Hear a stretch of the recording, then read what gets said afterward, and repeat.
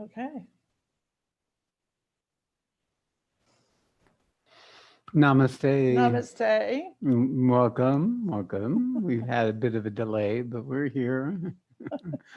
There's always some delay at Yeah. the last second. All right. Good to see everyone. All right. We're here for the Ireland 4-day. 4-day retreat. So although we don't have Ireland well represented, we are intending to plant this in Ireland. So welcome to Ireland virtually. So we have Namaste. Bettina and Brenda. Yes, except for it too. All right. Namaste. Namaste. Well, we would have all been in Ireland, so we would have been very well represented. Yeah. All right, honey, your show. Oh, okay. Coming to you live from Natalie is the orientation and the manual for the program for those who don't have it, but you do not really need it right at this moment because we're just going to talk into the room. So as usual, we get to start with our guidelines. How about the schedule? Pardon? The I don't have the schedule. Yeah, here we go. Oh, we want to look at the schedule first? Yeah. Oh, yes. Okay, well, here's the thing with the schedule, Shree. This one is just for Pacific time. It's a reference. And we have, actually I do, I have CET time. So I'm not, all right, so the schedule was posted on the website and it's difficult to read off two schedules. But basically what is happening is we are starting off today with our orientation and alignment, 11 to 1 USA time. And it's 8 to 10 in England. I'm not in England, in Europe, and it's 7 in Ireland. More or less. Okay, so for today, for Pacific people, there's 11 to 1 orientation and alignment, a 4 to 6 p.m. trainer led. This does not include the East Coast, you know your day, your times. And 10 to 12 a.m. will be our silent sitting. And then for Europe, you are going to have a 7 to 9 a.m. silent sitting, which will join in with us at the 6 to 8 a.m. Yes, this makes perfect sense.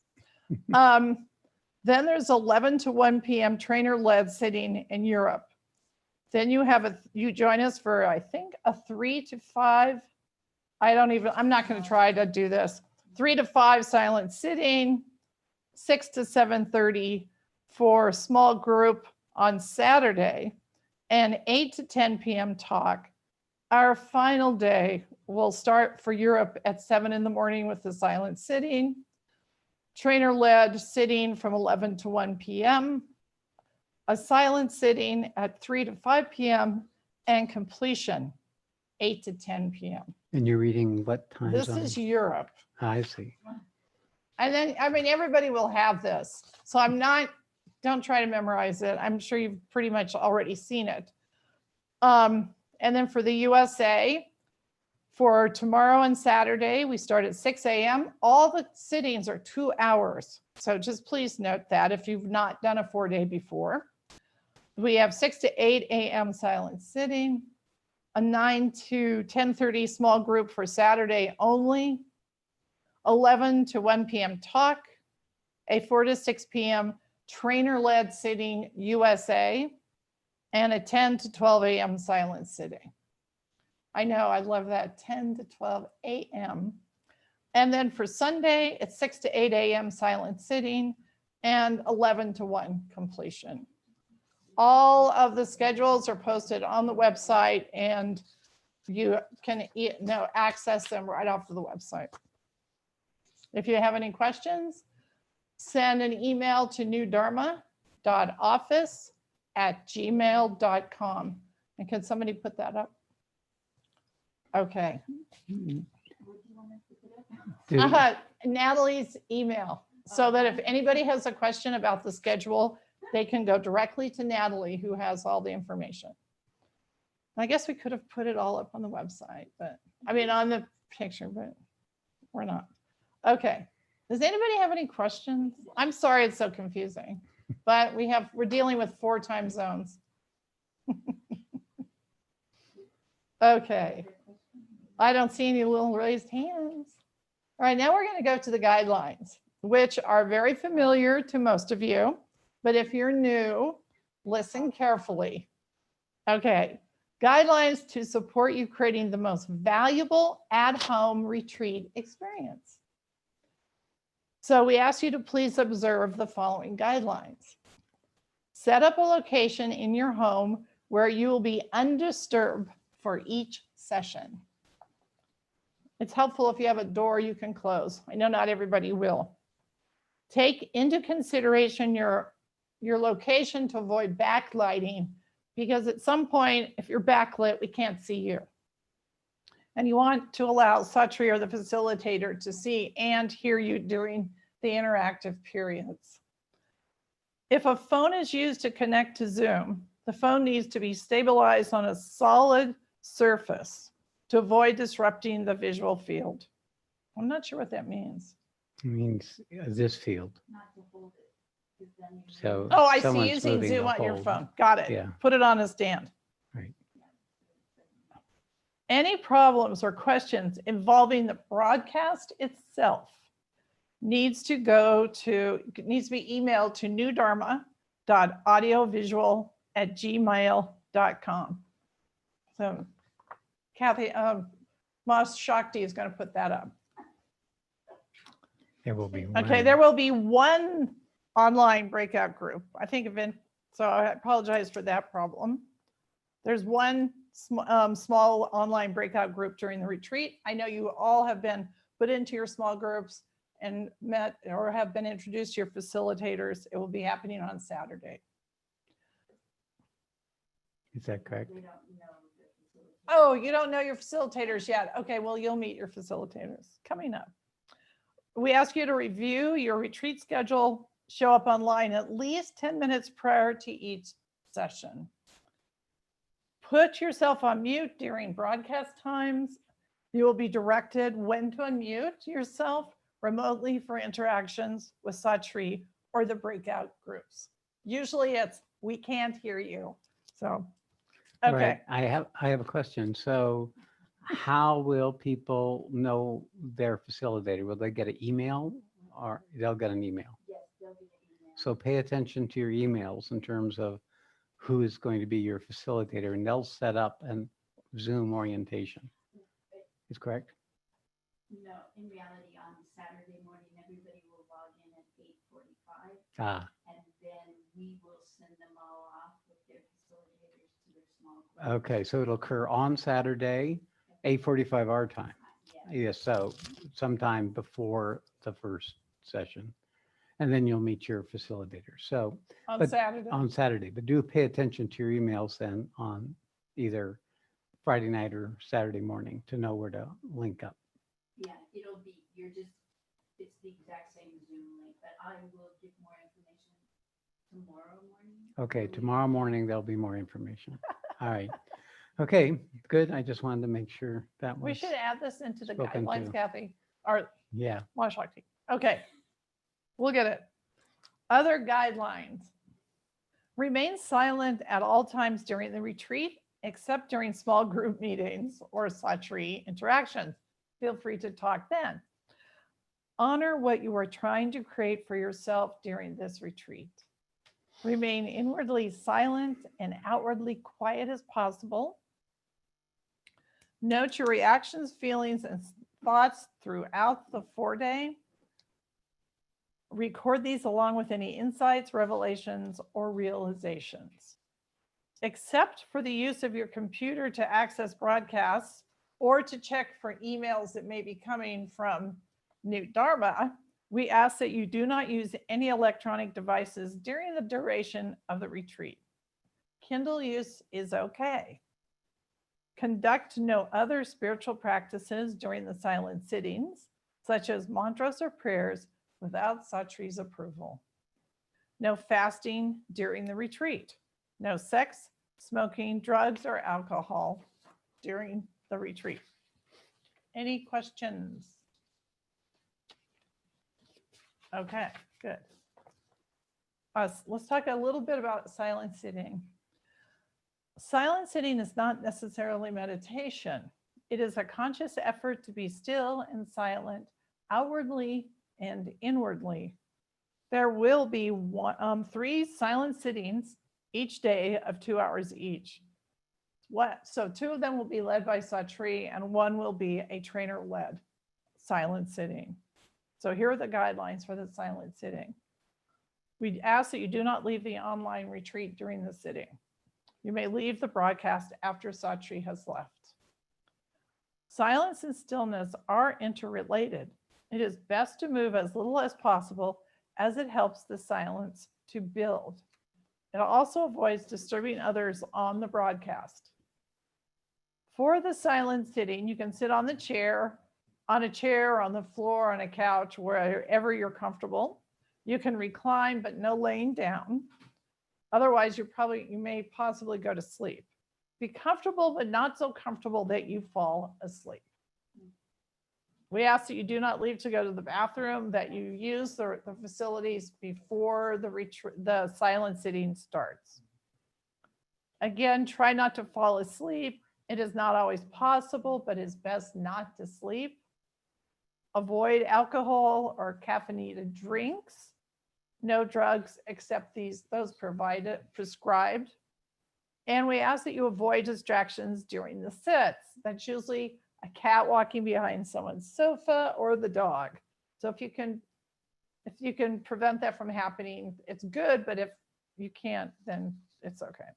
Stay focused on what is happening inwardly. Okay? Any questions? It's a good time to ask with Shree here if you have anything. Okay. Silent sitting exercises.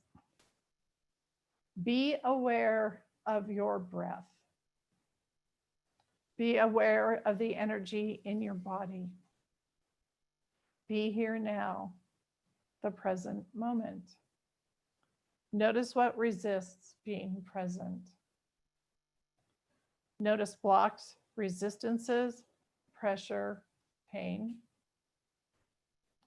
Identify where they are in your body. Put your attention on that location, feeling into the experience until it speaks to you or fades. Notice what is going on in your body. Try to identify its source. Its origin is not outside of yourself. Afterwards, record your insights. Okay. Okay. Thank you for your patience. All right, thank you. Satsangs. So here we are, once again, gathering ourselves together purposely to set an intent for these next 4 days. And it's something, the opportunity is, of course, to co-create, and it is also to honor the structure that we're presenting in order to use that as the frame for whatever may arise for you during this program. So setting an intent is really not a mental act. It's an act of consciousness. And that is a moment of making sacred these next 4 days for yourself and for each other and for what we're doing together collectively in each one of these programs. So every time we enter into the threshold of a new program is an opportunity to recreate the purpose of our life in that situation. And that purpose is to continue to reveal what's left, what's hidden, what is still in the way of the fullness of what it is we are in truth, both in the terms of the absolute, the principle of the Sat, and what it is as a human being in touch with that Sat and in our lives. So this is what we're trying, it's looking, not trying. This is what we're intending to bring into existence. And the structure is the means by which we hold ourselves together. We meet in space and time. We keep aligned with the structure even when we're not in touch with our intent. By following the structure, the schedule, the sessions, to be alert, to honor the guidelines we've suggested, you become reminded, you recreate your intent throughout this retreat. And it carries you through those periods where you get caught up in whatever may be your process, or you disappear for periods of time as we sit together in this field.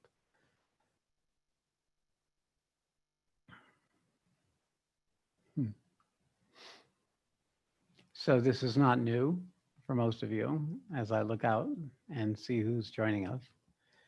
I just And noticed that Tanya has joined Brenda and Bettina. yeah, Hey, sorry I missed you. Okay. all right, very good. So this is a dive into truth. Now, what are we speaking about? What are we going to talk about is effectively the quality of what we are.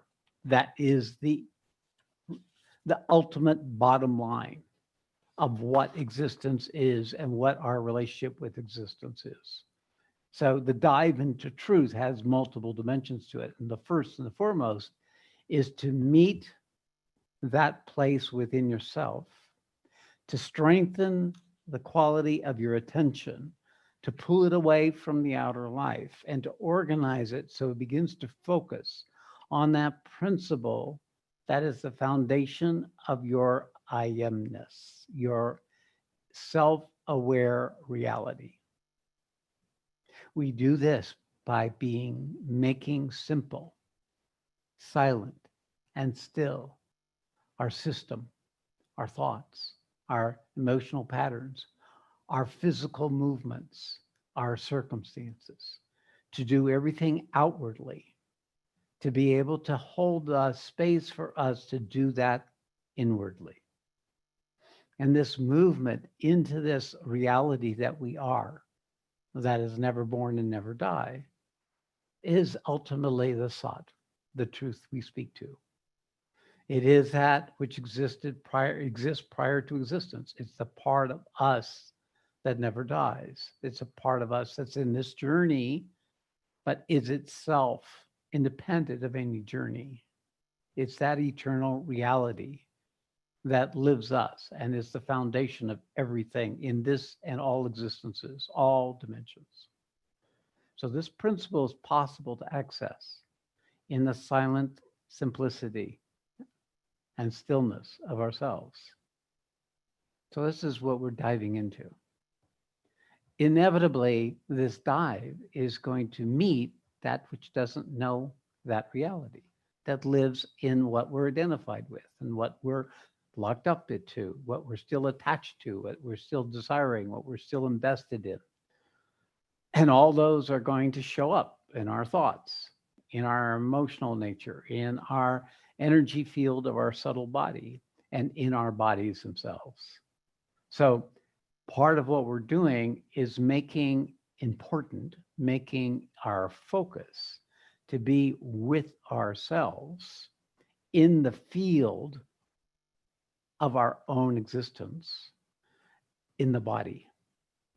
So we're looking to come to a relationship with what's arising in the immediacy of our presence aligned with this purpose. It is in these dives into the untruth that is, in fact, the process of coming to the truth. It's being in the restlessness and the distractions that will inevitably arise when we enter into this intent to bring and find this place of still, silent, simple truth. And that process is where we begin to claim those territories, probably once again, but in the opportunity of bringing it into a field of knowing and experiencing rather than story or emotional content or psychological patterns that may be arising in the process. It was interesting. I had a call from my daughter this morning, and she had found a lump on her neck, which happens to be near the location of where a shunt was put in when she was a child. And it was painful. And she got thrown into the trauma of herself, which became conscious when she was 6 years old and had to be replaced, and went into this deep anxiety. And she called me about it. She says, how do I be with this? It's handy to have your father be the guru. So anyway, she called up and I asked her what was going on and the specifics of it. And it sounded like she was setting in motion everything she needed to do in the outer life. So then it came right down to where she was right now. And what was the first thing is she wants to have an answer. I want to understand. I want to know what this is, right? I can't let it just be in this uncertainty. And I said, okay, so I got it. That's your mind talking. So go into your heart. And when she went into her heart, immediately she felt an anxiety in her third chakra. And she, I'm feeling, and in her throat. And the anxiety came up in those two areas. I said, okay, pay attention. Pay attention to the anxiety in those locations. And then immediately she cracked open, and she was thrown back into the trauma of her 6-year-old self, not knowing what was happening. And it was coming up in this emotional field. All this was happening within a few minutes. And it was coming up in the emotional field. And I said, okay, so that's going on. And she could barely talk because she was in the midst of that trauma. I said, this is the part of you that was there. It was 6 years old. This is you experiencing what it was for that little girl you were. And as soon as I said that, she was able to start coming to her person, her present time person. And she could begin to see that this was a piece of her, that it wasn't her. It was a piece of her.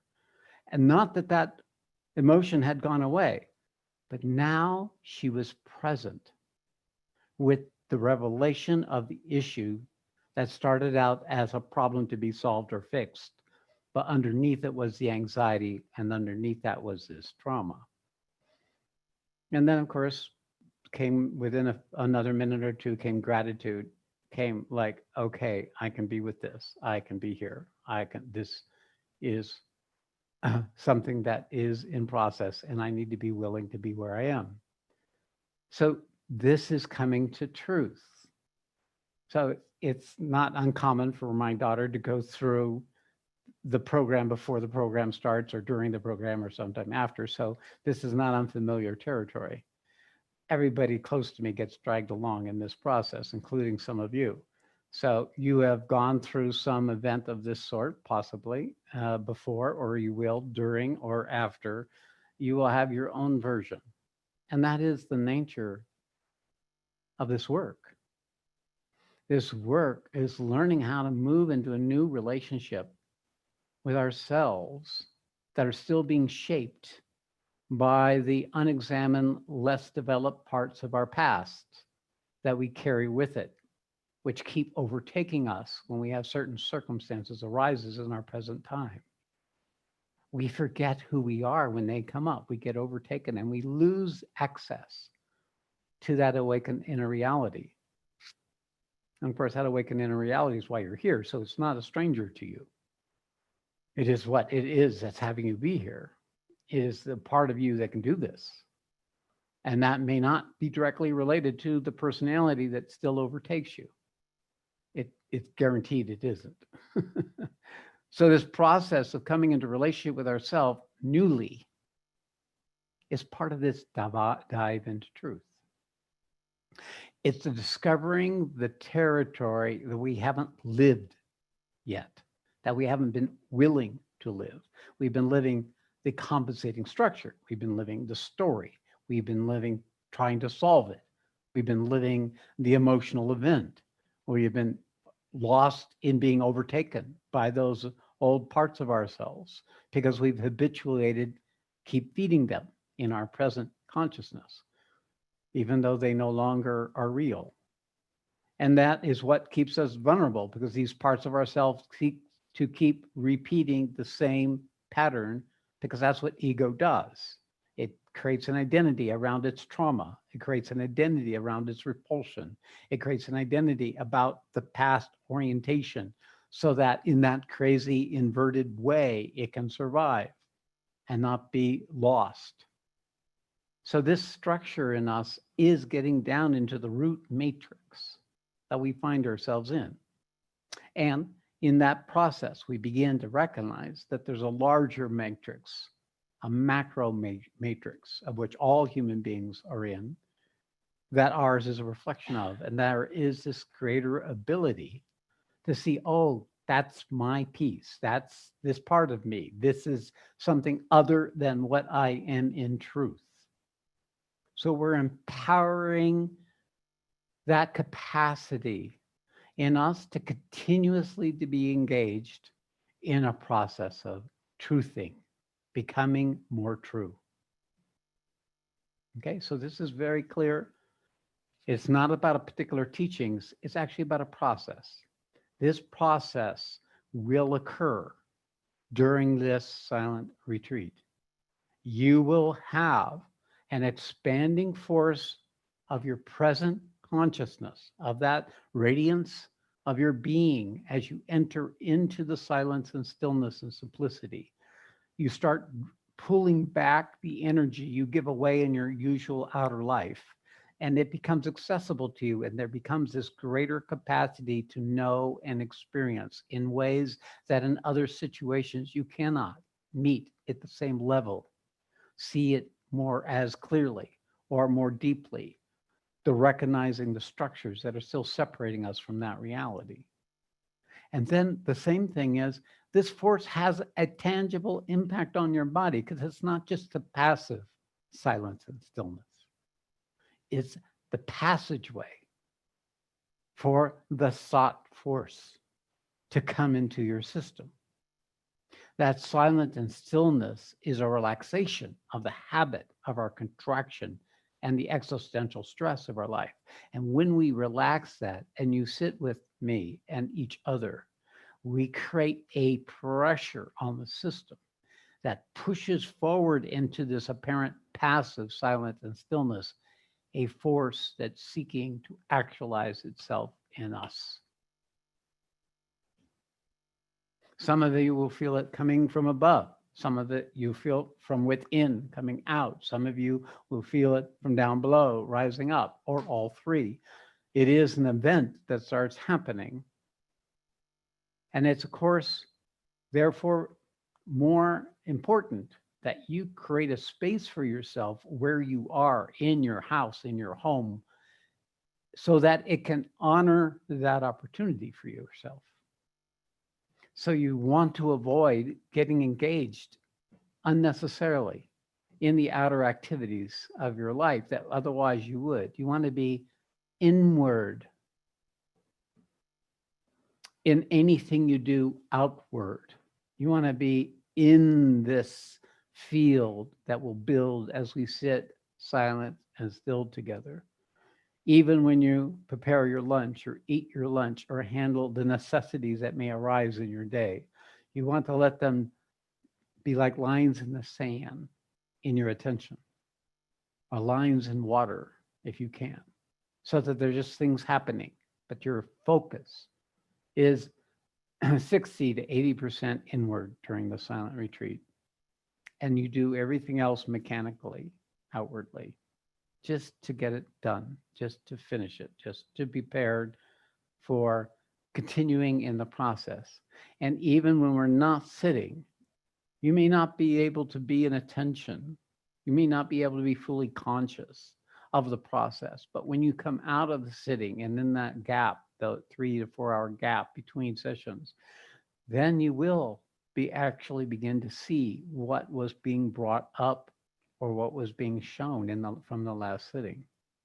And this will begin to be the real work on your part, because it'll be in your awake self, your conscious self, that this discovery has an effective power to allow you to come to what we're looking for in all of this work.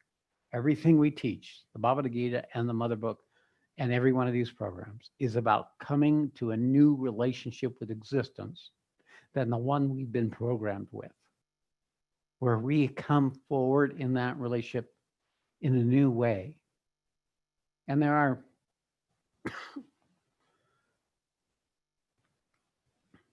and we'll talk about it today, 10 steps.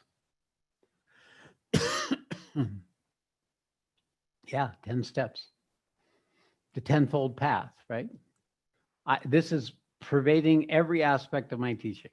Such my reorganize this manual, and we'll probably use this in the future, with all the fundamental principles of my teaching. So I'll just read them, and then we'll start reading the material. Know the Sat, meet the void, wake up, be present, be the cause, listen to the body, pay attention, actualize your true authority, discover your purpose, live a divine life. Okay, when you get the manual, which got screwed up, probably because it carried so much force, that you will be able to see this for yourself. And we will go over some parts of this, depends how far we get in the time we have, as we go forward. But every part of my work is about shifting our relationship with truth and existence as a process that we can bring in and constantly bring to attention, because every one of these are related to every other one. To know the Sat is directly proportional to our ability to be present, our ability to be a cause, our ability to actualize our own authority, our ability to meet the void is the process by which we create new territory, new ground, new room for that Sat to come into our lives. And as we do so, we can know the Sat more directly. We can be at cause more immediately. We move into this efficient relationship with existence where we are simply undoing the structures that are not aligned with the truth of us and our purpose in life. We become an active, engaged participant in the purpose of existence in our own process as we seek to align ourselves with this greater purpose that lives us. We can't waste a lot of time.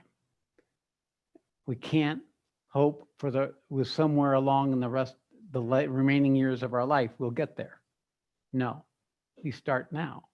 We do it now. We live it now. We make it real now.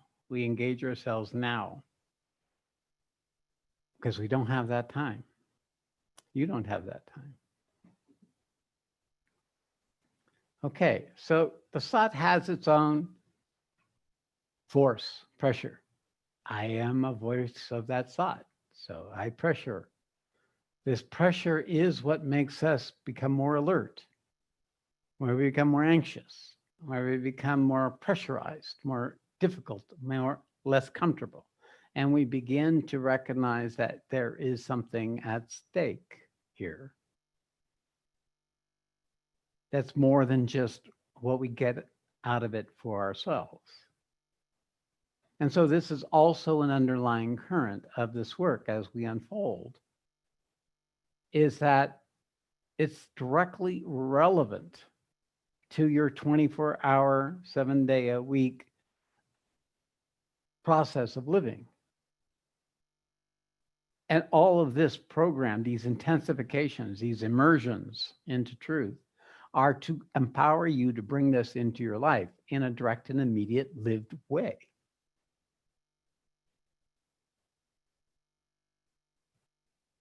Not for a someday nirvana, someday heaven, someday something else, but rather to live in a new way, a new Dharma.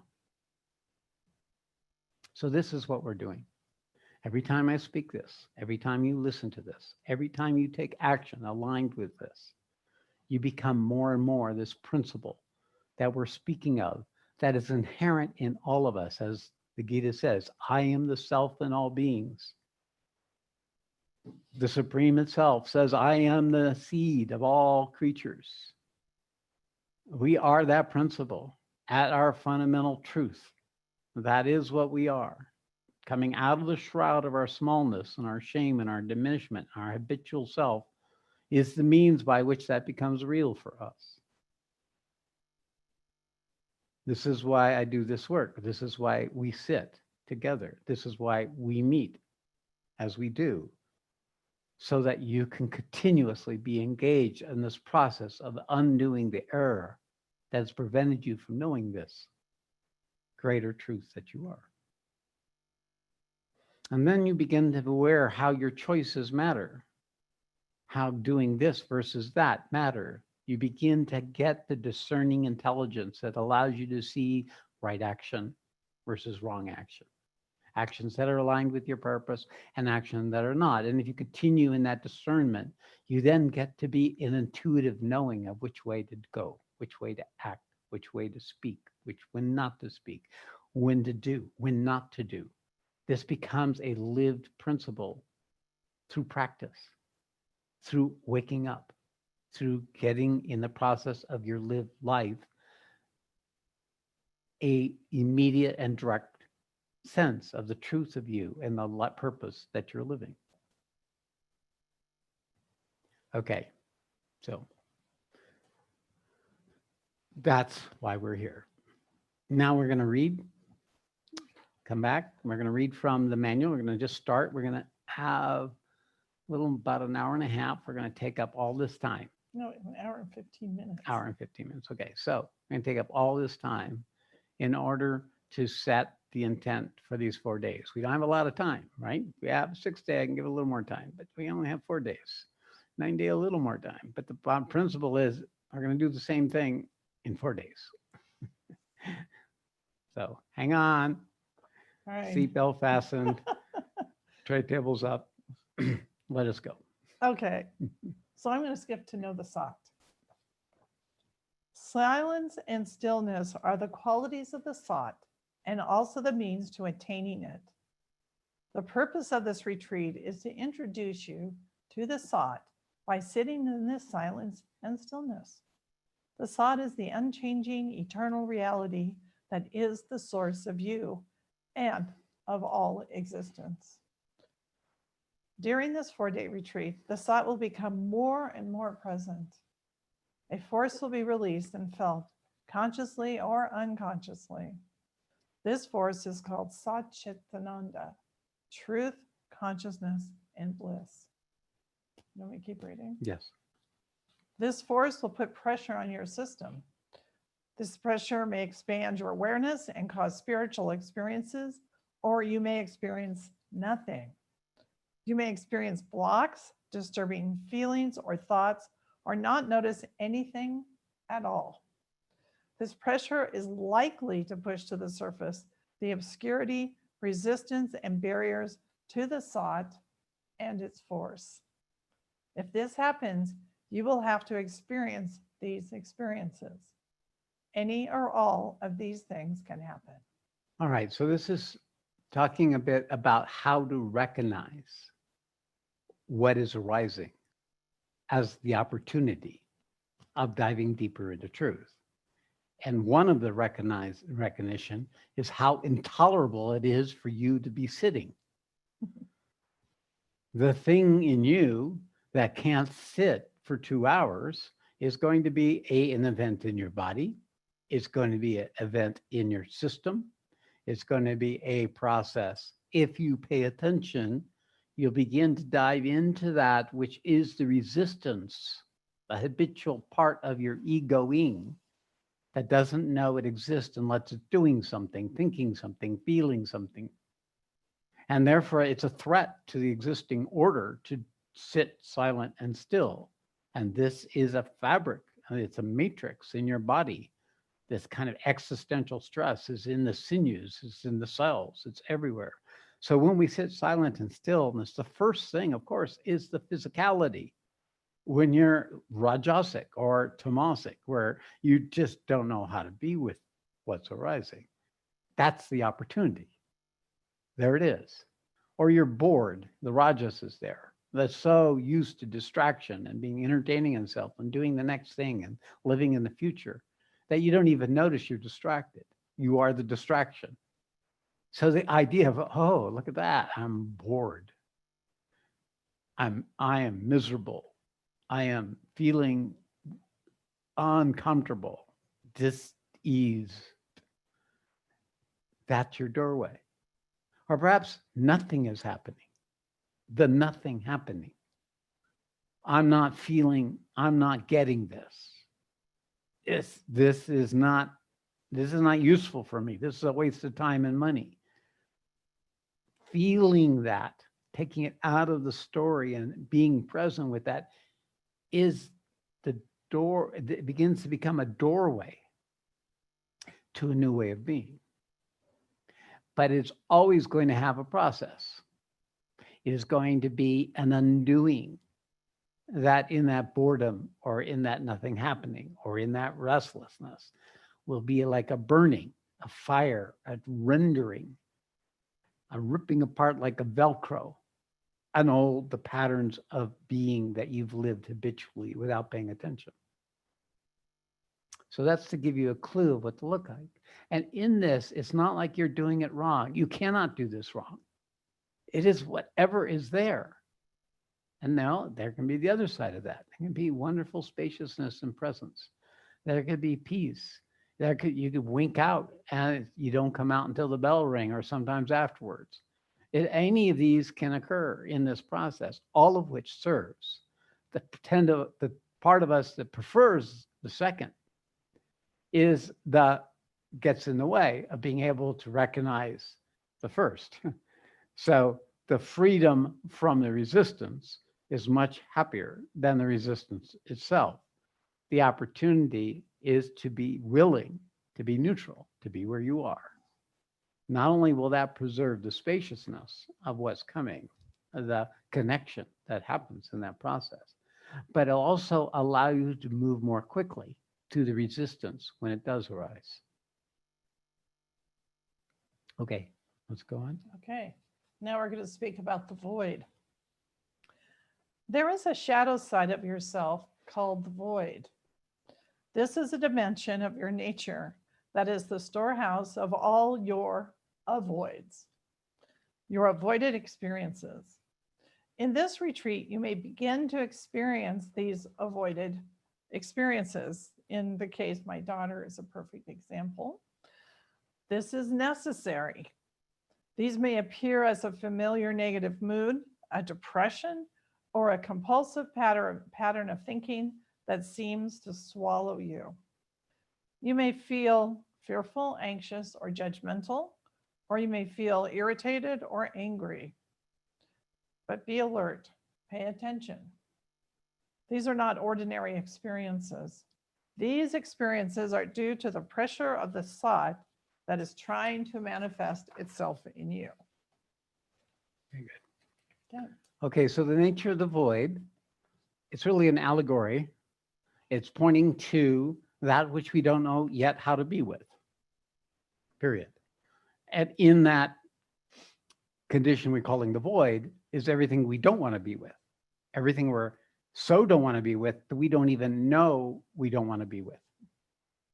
So these structures are really can't be penetrated with ordinary consciousness. Maybe they'll come up in certain circumstances, like my daughter finding out about this pain on her where her shunt was. But mostly we can't enter into that as a conscious process unless the fierceness of the truth of what we're aligning with is available to penetrate deeper into those domains that go beyond just what we already know or what even that we think we know, but into that territory of what we don't know we don't know. And this diving deeping, it can only occur when the consciousness reaches a certain degree of vibration and intensity aligned with the purpose in the creating a purposeful situation. It is there that it pierces into areas of these avoided parts of ourselves. We don't have to do it. They will start happening. And be willing to recognize that's what's happening. Be willing to find a place in yourself that when they come up, can see that something's coming up and not that you're becoming it. Because initially it's very hard to separate that unmet part of your own experiential body or your own knowingness. You will become it when it initially starts coming up. And it's only after some time that the consciousness will be able to declare itself in that space and say, oh, look at all the shit that came up. Then it gets some distancing. In that point, you can then begin to use these tools to come into relationship with that which is arising, empowering you to recover your true authority, empowering you to align yourself with your purpose, even in that arising. And then we travel into the void, and it becomes not a void. It becomes a revelation of the nature of what's hidden. It becomes an unfolding of the next layer of truth that has been hidden by these unmet parts. And in that comes a greater freedom, a greater empowerment, a greater capacity, a greater ability to be in the present moment aligned with your purpose. Okay, there we go. Okay. Next is wake up. To wake up means to become aware of the suffering that you have unwittingly taken on or are creating. To wake up allows you to see what you have taken for granted, the unseen and hidden structures within yourself. Once these are revealed, it is possible to recognize them and see through them, thus allowing you to remove them. And in the process, discover what works, what is real, true, and lasting. This is what it means to get real. You must wake up and reveal these hidden structures in yourself, bringing them into illumination of the higher consciousness that is generated in this retreat so they can be clearly seen. By doing so, you free yourself of their hold on you enough to realize them. This allows you to get real, to come to responsibility as the cause of your own experiences. It is actually an empowering realization. It is the first step towards a life beyond suffering. So the phrase I want to say here is take for granted. What are the conditions that you are taking for granted that are behind you? Just imagine you being this vast being and you have this tiny little blemish on this vast being, and that's you, your personality. So this little blemish is taking for granted this vast beingness that it's capable of because it's caught up with being this scab, this pimple, this mole that we call our little personality.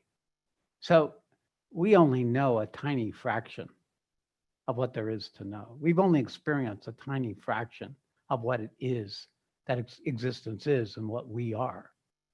So in this process, what we're discovering is something much greater than ourselves that lies hidden in all those areas we take for granted, like how's the air you're breathing? How's the body doing today? How is the house holding up?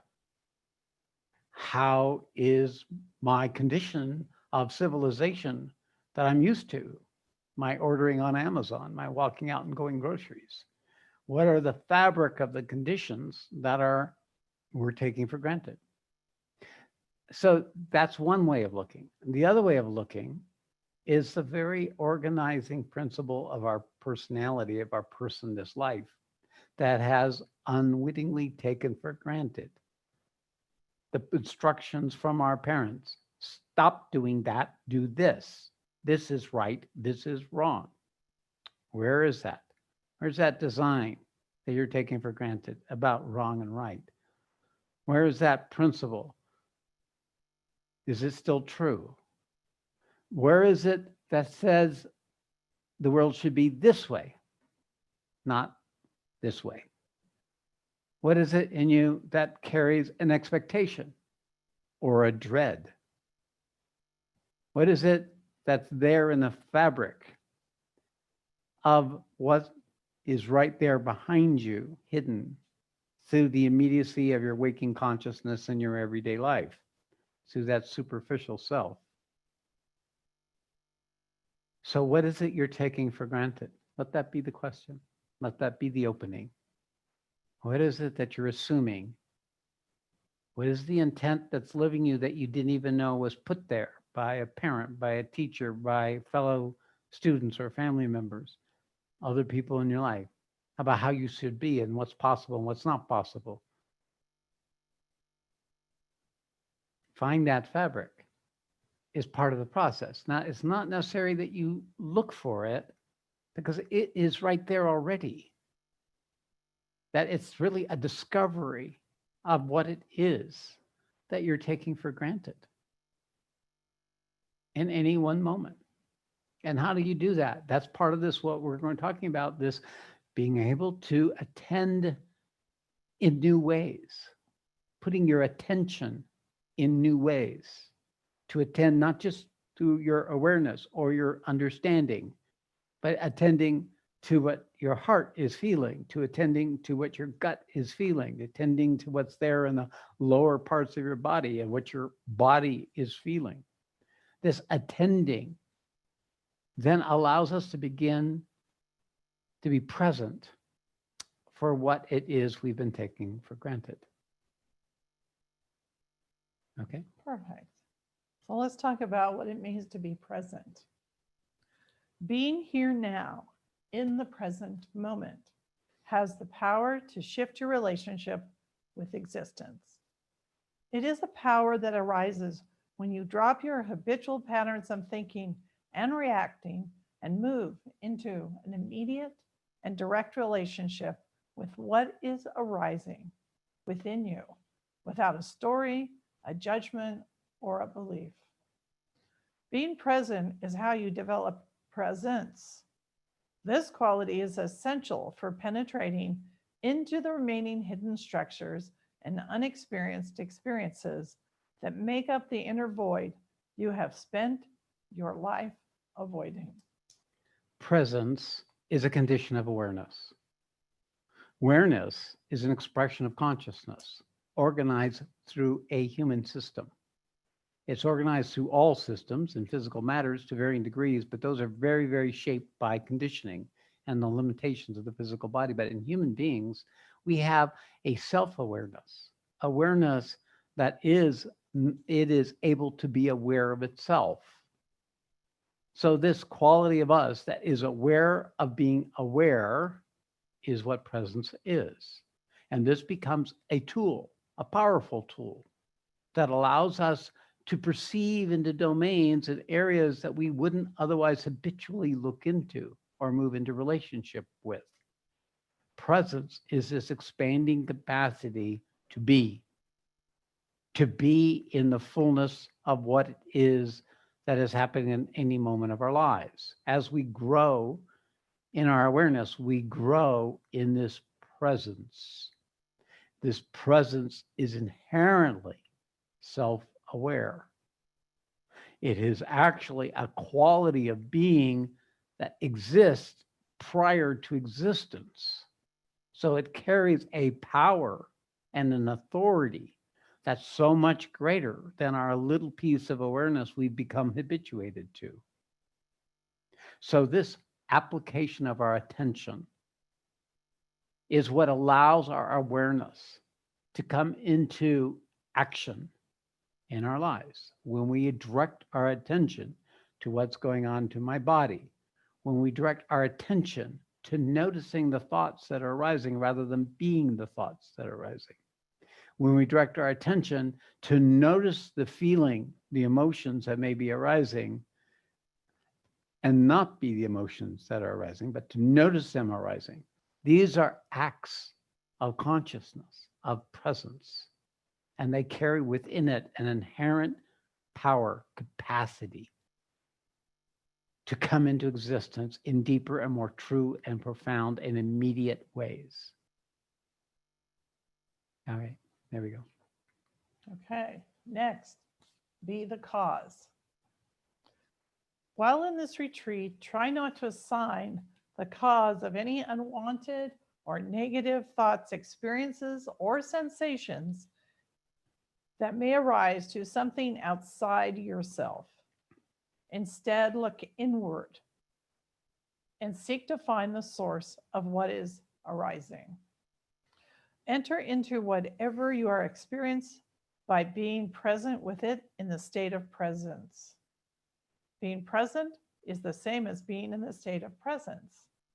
The now is a timeless moment and carries inherent within it the thought itself. Each time you come to cause, the thought within you is revealed. And you come to now. You come to the immediacy. You become to the unbounded possibility of being in existence in that moment with what is arising. These are powerful capacities that we can actually turn on. We can actually bring forward. We can actually choose. Every time we meet something that shows up that we don't know how to be with, or our capacity for being with is diminished, this can become present. This can also become present when we're coming to something where we think we need, that we believe we need, that we feel we need, and to turn on the presence, to see the truth of that as an event that's arising in your body rather than something that's assigned outside of yourself. So it works both ways, to what we want and what we don't want, to what we're attracted to and what we're repulsed by, what we don't want to be with and what we want to be with. That opens up an opportunity for choosing to be present with these things by not being the thing itself that's arising, but watching it arising, experience it arising. And you do that by coming out as a witness. It's not strong enough for this work. You've got to be in your heart or in your body to be able to really, truly separate yourself from that pattern that's arising. When you experience it as an event arising in your body, the reality of what it is reduced down to energy in your body, to sensation in your body. And that's the root of whatever is arising. Just like in my daughter, when she turned into the anxiety that was occurring in her body, she met the underlying part of herself that was still caught in the trauma. So this choosing to come into relationship, it's an expression of our causality, and it's also manifests our causality in our lives. Okay. Okay, so the next step in this process is to listen to the body. It can help to put your attention on the part of your body that is being impacted by these experiences. Notice where the experience is felt in your body. It may be a sensation, pressure, discomfort, pain, or numbness. Whatever comes up, try not to judge it or push it away. Just be present with it without moving or making noise for as long as possible. And now many things reside within the field of the body, not just the sensations. That is also, the body is the field of the vital. The body is the field of the mind. In that carries all events that have ever happened in us experientially. It also carries all the kinds of knowings that we developed, our patterns of judgment and evaluation, and story making and conclusion making that we've made over the course of time. All of that is actually within the sphere of the field of our body. So everything that needs to be known is met at its root as an event that's occurring in the body rather than the thing itself, the thought itself, the sensation itself, although these are entry points. Because the moment we move into parts of ourselves that are arising at that moment, they immediately convert to presence. They immediately complete. They immediately finish and become the presence itself. So this is how we convert the unmet parts of ourselves, by being present with them in the process, in their root, in their core, in their fundamental, energetic, and sensational event that's occurring in our body. And yes, there may be an emotional feeling. There may be sadness or grief or anger or resentment or fear or any of those things. Or there could be the thought, the story, the negative thought, positive thought, the self-diminishing, reinforcing thought. It could be all kinds and any of those, but they are actually sensations. Thoughts actually have an impact on your body. If you can convert the compulsive thought that's arising at a moment, which always will carry, the strong ones carry a vital component. and you tune into your body, you're going to find how your body is holding that thought pattern, that structure, that sequence. And then you can neutralize your thoughts by being in your body. It'll lose the authority that keeps it spinning as we try to figure this shit out. You never can figure this shit out from here alone. It has to be first from the embodiment. And then the clarity and the presence allows the mind to come to the right relationship to what is arisen, what has arisen. Okay. Okay. So the next step is to pay attention. What sensations, thoughts, or feelings are you experiencing? Pay attention to them. Expand them. Let them fill your attention and be with them, experiencing yourself as the cause and not attributing your experience to something outside yourself, either from the past, the future, or now in the present situation. Do this without taking any action. Initially, take no action. Initially, let it show itself. You cannot try to solve this suddenly. You don't want to cut it off. You want it to show itself to whatever extent you can tolerate. And that's one thing to mention. Some patterns that will come up will seem to be too much.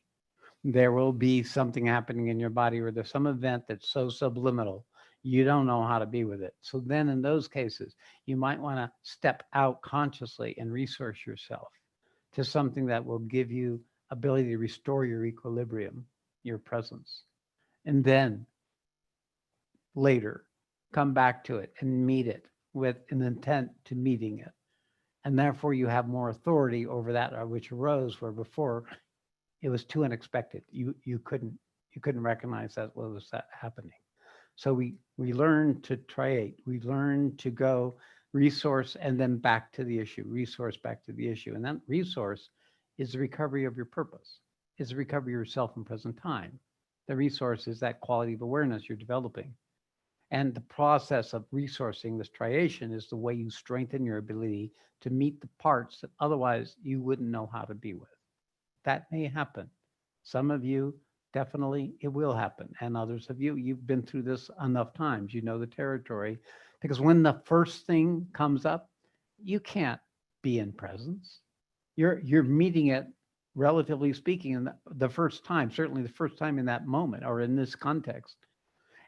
So therefore, learning to ride that current enough so that you can see its shape, and then that's based on their capacity to learn to convert that into something other than the story or the emotion or the sensation that's arising. So it's a skillfulness. It takes time to develop, to become effective, efficient in that. Meanwhile, you're going to be in the process. The process is stay seated, stay simple, be aware of your breath, be aware of your body, and wait until the gong goes off. You may feel like you want to throw up. You may feel like you're losing control of your bowels. Any of these things can come up in very unusual and disturbing ways. So stay in the process. Learning to stay in the process is what is empowering you to be with that. Maybe not in that moment, but in future moments. Okay. So the experience will begin to speak to you. It will tell you about itself.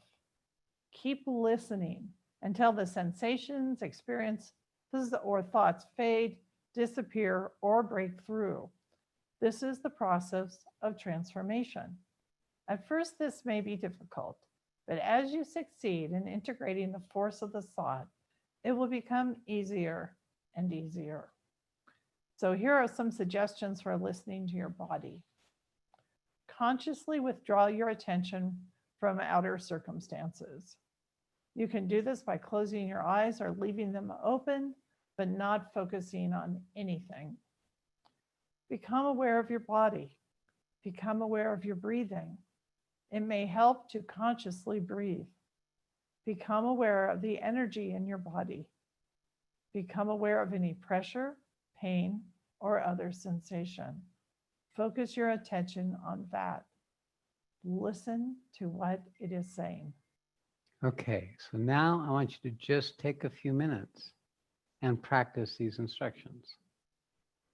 Just be inward with yourself, with what's there, based on what ever has arisen in the course of this revelation.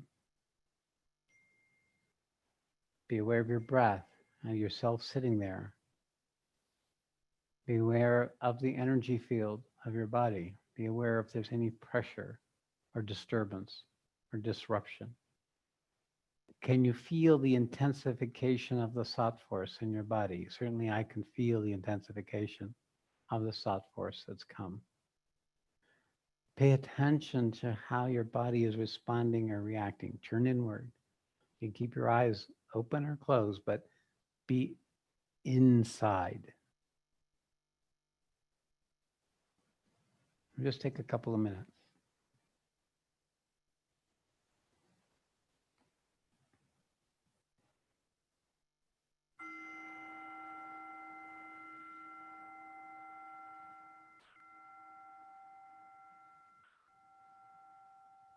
Stay here now. Be present here with your body.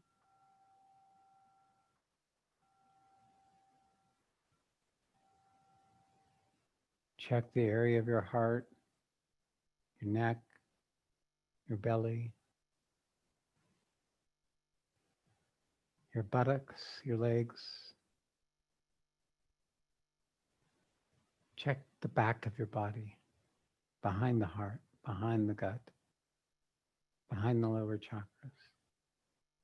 Lift up behind your neck, the back of your head, the back of your shoulders. Whatever's there. Feel the sensation, the pressure, the energy, the sensation, the feeling.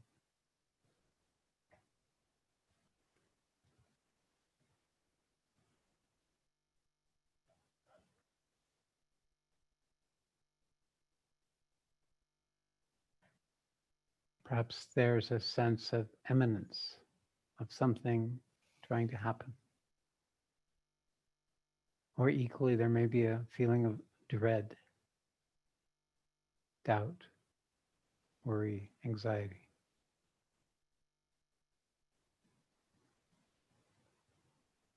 It could be an excitement.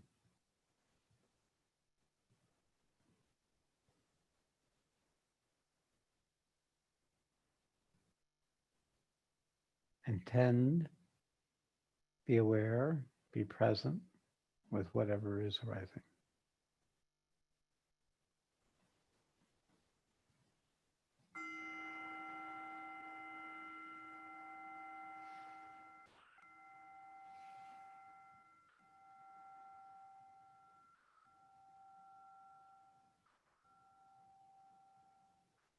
Okay, now just be there with that, whatever that is. Let it be, let it exist, let it be as it is. Be present for this next part of the revelation. Just be present. Hold it all.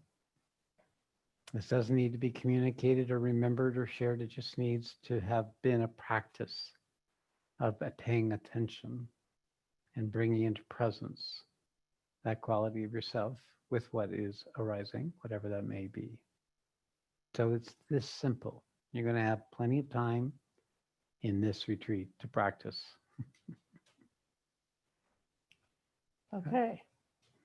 Actualize your true authority. True authority does not come from the ego. Rather, it is an expression of a universal principle that is behind all existence, divine will. This will is the animating force of creation. At its core, it is a will to be, to exist, to experience, to learn to grow and develop, and ultimately to wake up. It is the force that drives all existence. It is what animates the creation and, in fact, lives each of us. When we are open to this force, something greater begins to live us. So as Satchmayi speaks these words, I want you to take it in with your whole system, with your whole body. True authority. It is an expression of this will to be. We are the living expression of that will to be. Our beingness right now is an expression of that will. Can you feel that? Can you be aware of that? That you are this? Can you tap into that possibility of your being?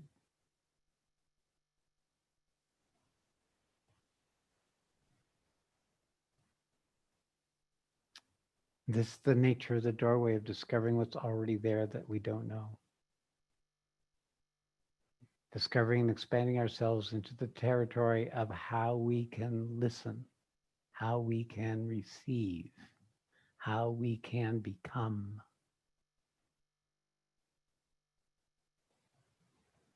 Okay.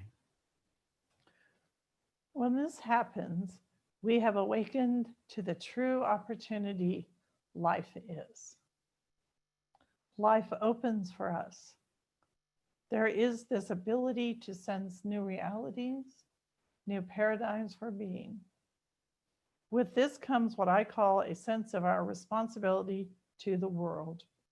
We discover our purpose, and with it, the clear seeing the difference we can make, and with it, this true authority. Continue.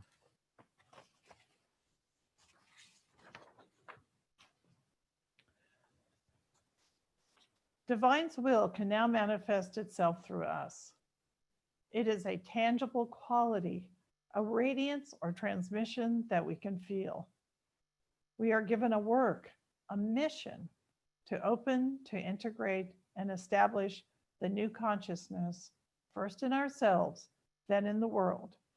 This creates a new relationship with existence, one based on the inner reality, the true essential authority you are. So this is happening right now? You are actually aligning with your purpose? You are strengthening your vessel, enhancing your capacity as awareness in order to be useful, to serve something greater than yourself.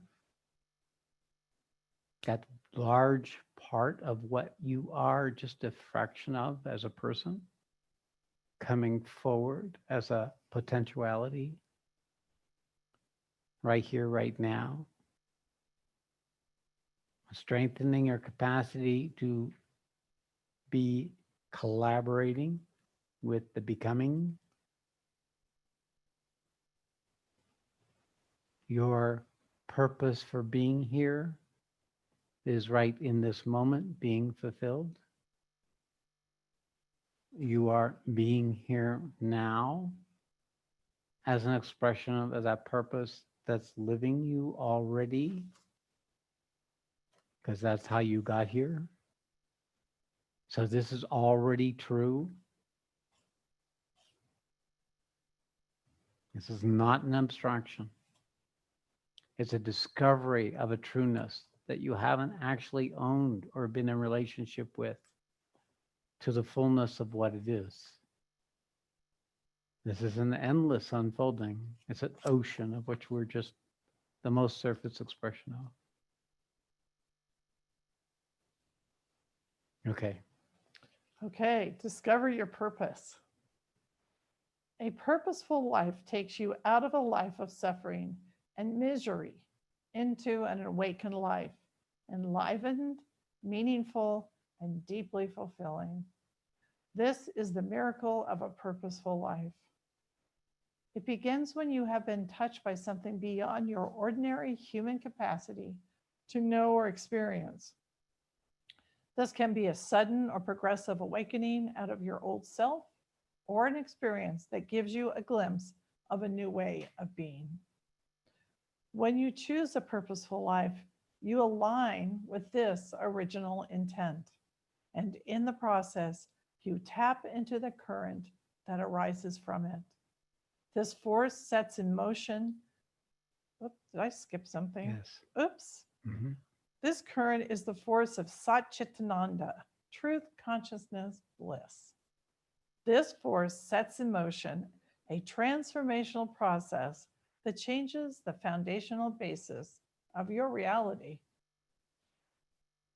You gain the strength, clarity, and capacity to offer up yourself and your life to this greater purpose. You become an instrument and channel for creation's original purpose. So you've already done this. This is already happening. This is what's happening.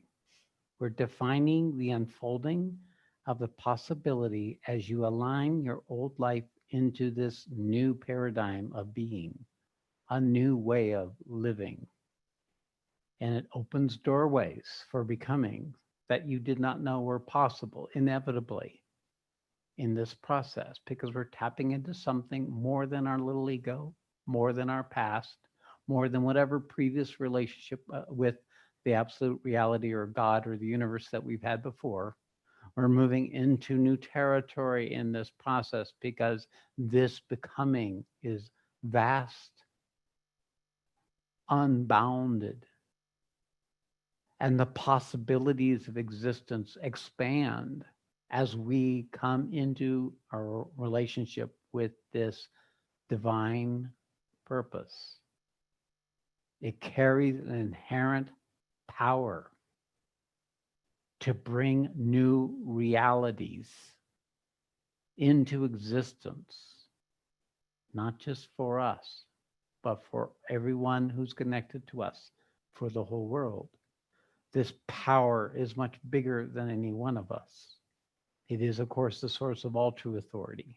It's the source of all awareness, all presence, all immediacy, all fulfillment, all suffering. All of it arises from this one unfolding original intent.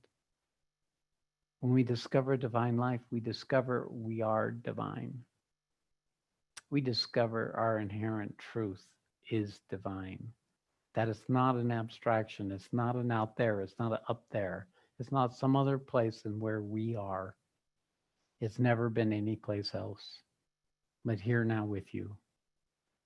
You discover you've been living a divine life. You didn't know it at the time, but you're now discovering the divinity that you are and thereby the divinity of the life you're living. This is the truth of the nature of what we're speaking of. Okay. Okay. Live a divine life. A divine life begins when you have been touched by something beyond the ordinary human capacity to know or experience. This can be an inspiration, a glimpse of a presence, or an experience of forces beyond the ordinary. When this shift occurs, one naturally strives to align their life to serve something greater, something not yet known and yet sensed in a way you cannot explain.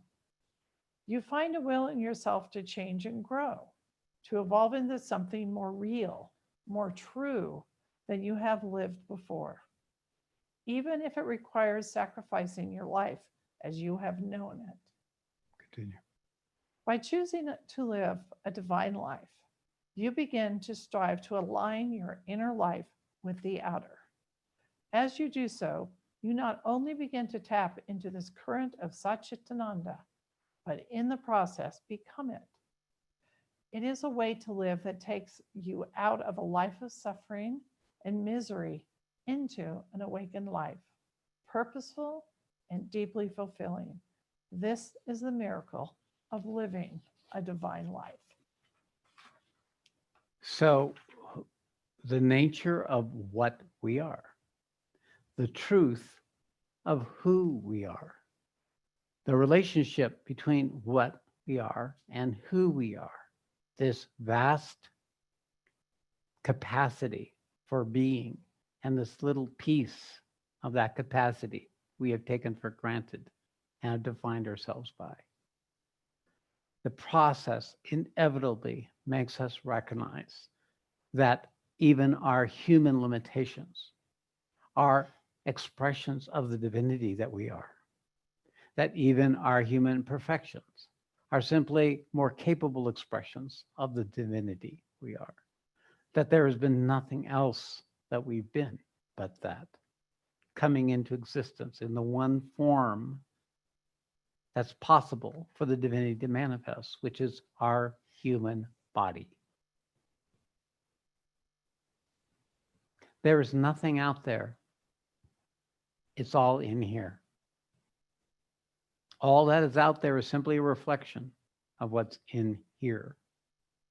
When you find the divinity in here, you will see it everywhere.